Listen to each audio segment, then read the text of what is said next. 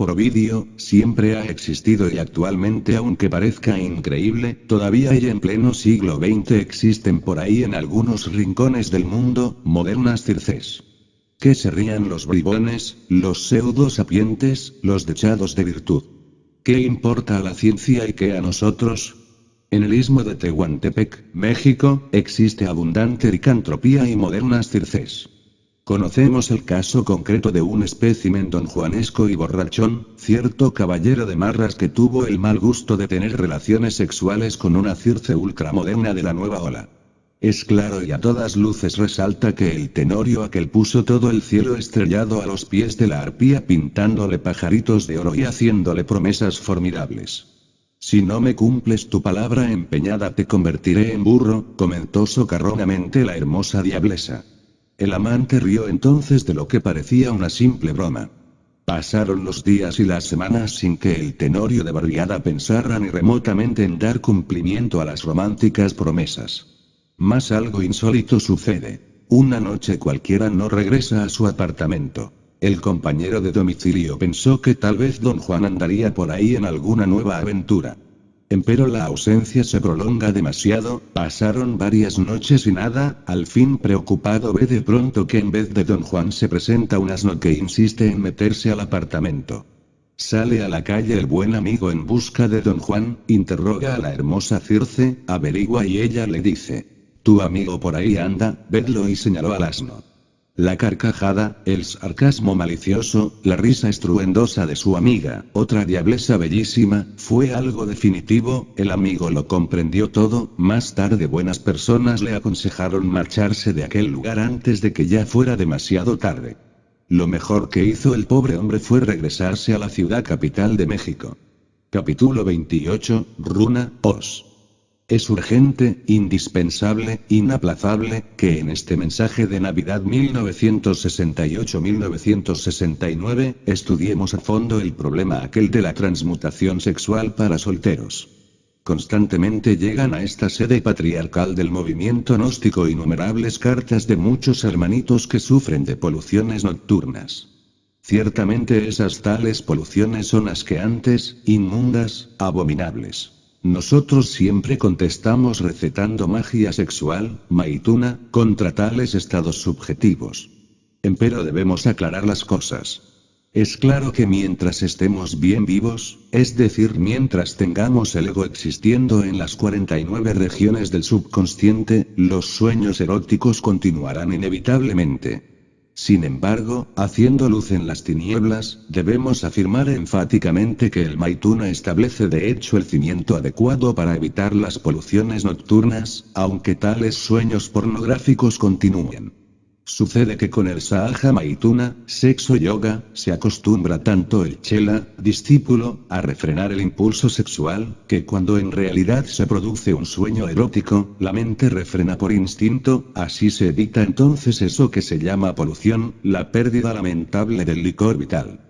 Es claro, cierto, patente, que tal receta sirve cuando existe continuidad de propósitos, se necesita tenacidad, práctica diaria, año tras año, intensamente. Desgraciadamente tal fórmula solo sirve cuando se tiene una mujer, pero ¿y los solteros, aquellos que no tienen mujer? Entonces ¿qué? Ahí precisamente es donde está el problema y muy grave, por cierto. Se necesita conseguir la mujer si es que de verdad se quiere usar la receta. Pasemos ahora a otra cosa muy similar, quiero referirme a la transmutación sexual para solteros. Sería lamentable que los solteros no pudieran utilizar la energía sexual en alguna forma, ellos también necesitan progresar. ¿Y cómo? Vamos al grano, a los hechos. No quiero decir que los solteros puedan autorrealizarse a fondo, es claro que sin el Maituna resulta algo más que imposible llegar al tan anhelado adectado, pero sí se puede y debe utilizar la energía creadora para despertar conciencia. El todo está en conocer la técnica y es precisamente a eso que va este capítulo. Entremos ahora de lleno en el terreno de la runa, Os. Se nos ha dicho que tal runa vibra intensamente con la constelación del Escorpión y esto es muy importante porque ese cortejo de estrellas se encuentra íntimamente relacionado con los órganos sexuales. Esta es la misma runa Olin, del México azteca y está esotéricamente relacionada con la famosa runa espina. Olin, en azteca es el signo místico del dios del viento, el señor del movimiento, Ecatl, aquel ángel que intervino en la resurrección de Jesús transmitiendo prana, vida en el cuerpo del gran Kabir y exclamando: Jesús, levántate de tu tumba con tu cuerpo. Yo conozco personalmente a Ecatl, el dios del viento, es ciertamente un deva extraordinario, vive en el mundo de la voluntad consciente. Veamos pues la íntima relación esotérica existente entre las runas Os y espina, movimiento y voluntad. Y aunque muchos necios super trascendidos del pseudo-esoterismo y pseudo-ocultismo barato, se rían de las criaturas elementales de la naturaleza considerándolas mera fantasía, aun cuando se mofen y hagan burla chunga, zumba, de Paracelso y sus elementales. Gnomos, pigmeos, silfos, salamandras, etc., estos han existido, existen y seguirán existiendo eternamente. Ecatl es ciertamente un gurú deva, tiene poder sobre los silfos del aire y que... ¿No le gusta esto a los tontos, a los mentecatos, sandios y necios? ¿Se ríen de los elementales? ¿Se burlan de nosotros? Francamente eso no nos molesta, el que ríe de lo que desconoce está en el camino de ser idiota. Esa esfinge milenaria en la sagrada tierra de los faraones, corresponde a la esfinge elemental de la naturaleza, aquel misterioso instructor del santo colegio dóbico. La esfinge elemental del viejo Egipto, tan íntimamente relacionada con la misteriosa efigie de piedra, vino a mí cuando nací en el mundo de la voluntad consciente. Traía los pies llenos de lodo, entonces exclamé: tus pies están llenos de barro. Es claro, lo entendí todo, en esta negra edad gobernada por la diosa Kali, todo ha sido profanado y nadie quiere nada con el sagrado colegio de la esfinge. Cuando lleno de amor la quise besar, ella me dijo: bésame con pureza, así lo hice y la besé en la mejilla, luego regresó a su punto de partida, la sagrada tierra de los faraones. Todos los hermanos gnósticos quisieran hacer lo mismo, platicar cara a cara con la esfinge elemental de la naturaleza, dialogar con los devas, andar con Ecatl, pero es necesario primero despertar conciencia, abrir la puerta, llamar con insistencia, poner en juego la voluntad. Obsérvense cuidadosamente los dos signos gráficos de la runa Os. Así como la runa Fa tiene los brazos hacia arriba, la runa Olin los tiene hacia abajo y esto es profundamente significativo. Práctica. Durante las prácticas esotéricas hay que alternar sucesivamente colocando los brazos ya en la posición primera de brazos hacia abajo, ya en la posición segunda de brazos por encima de la cabeza. Repito. Examínense cuidadosamente los dos signos gráficos de la runa Os.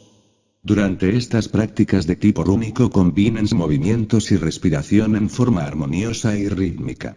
Inhálese por la nariz y exhálese por la boca el prana junto con el místico sonido, torn, alargando el son de cada letra.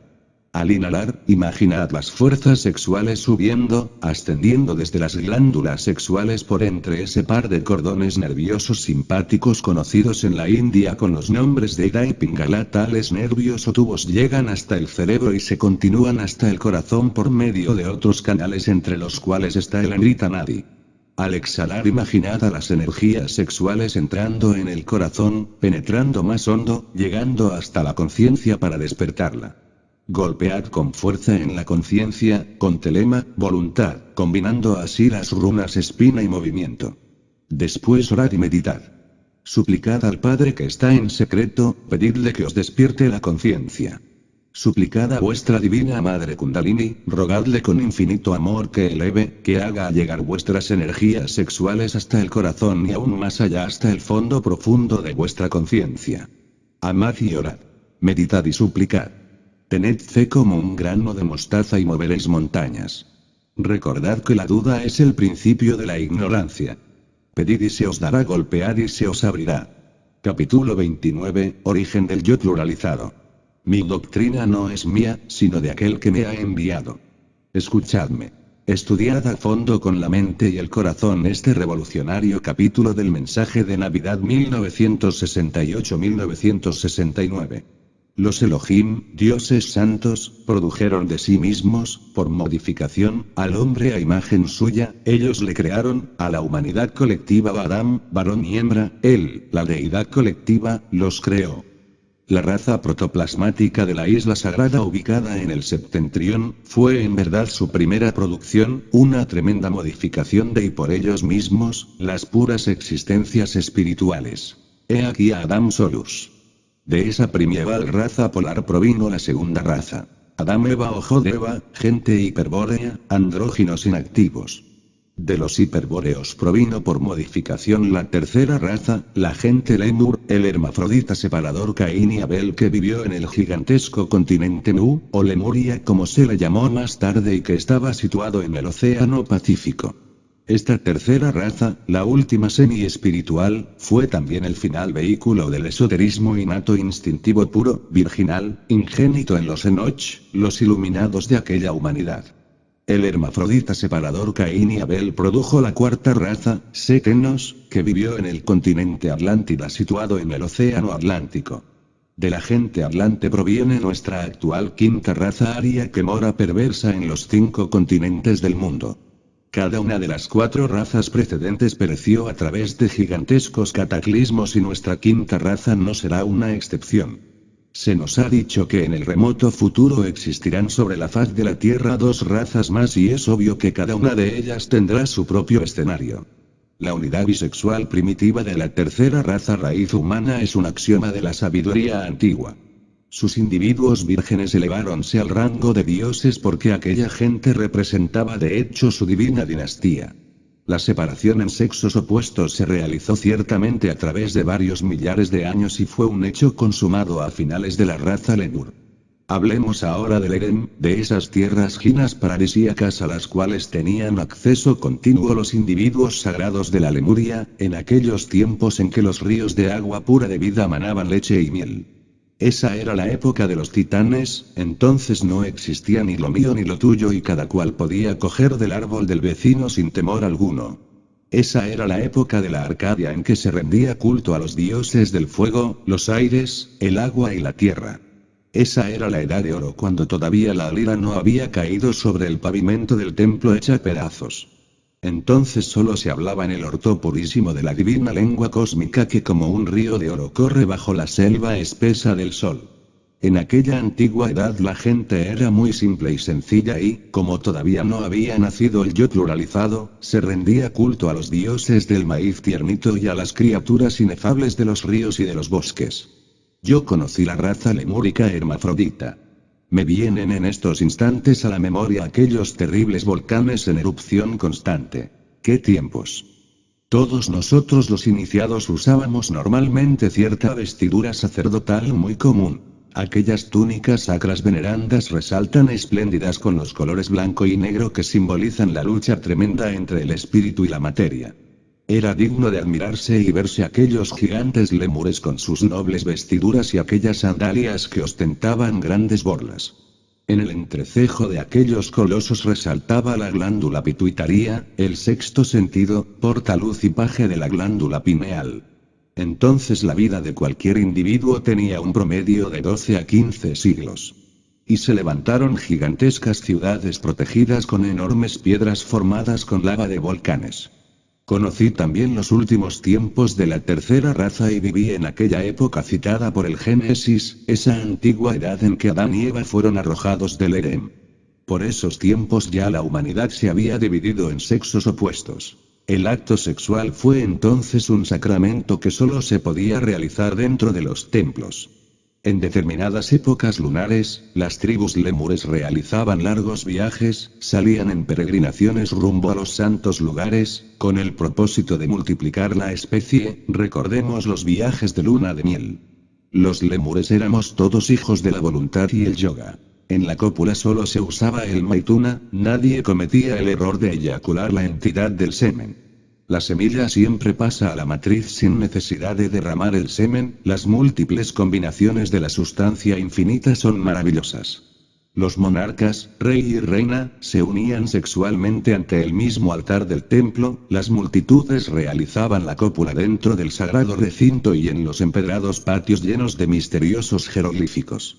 Los dioses santos dirigían sabiamente aquellas místicas ceremonias indispensables para la reproducción de la especie humana y entonces nadie pensaba en porquerías porque aún no había nacido el yo pluralizado. Yo vivía en el campo con mi tribu, lejos de las amuralladas ciudades